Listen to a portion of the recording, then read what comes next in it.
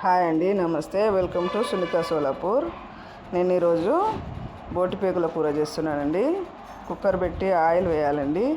Oil heat ఎక్కిన తర్వాత కడిగి శుభ్రం చేసుకున్న బోటి కూర వేయాలండి. అందులో పేగులు నీరంతా గుంజేదాకా ఉడకనివ్వాలండి. నీరు గుంజేటప్పుడు పసుపు వేయాలండి. కాస్త గరం మసాలా కూడా వేయాలండి. అందులో అల్లం వెల్లుల్లి వేసి నూనెలో ఉడికించుకోవాలి.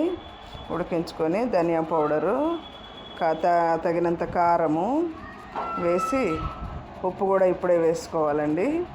ఉప్పు వేసిన తర్వాత తగినన్ని నీళ్ళు పోసుకోవాలా. తగినన్ని నీళ్ళు పోసి మసాలా వేసుకోవాలండి. మసాలా వేసిన తర్వాత కుక్కర్ విజిల్ పెట్టి 8 విజిల్స్ వచ్చేదాకా పెట్టుకోవాలండి. 8 విజిల్స్ వచ్చిన తర్వాత రెడీ అయ్యిందండి. ఇప్పుడు కొత్తిమీర వేసుకొని సర్వ్ చేసుకోవడమే. ఉడికిందా లేదో చెక్ చేసుకోవాలి. అయితే ఈ బోటి పేగుల కూర క్లీనింగ్ ఎలా అనేది ఫుల్ వీడియో డిస్క్రిప్షన్లో ఇస్తామండి.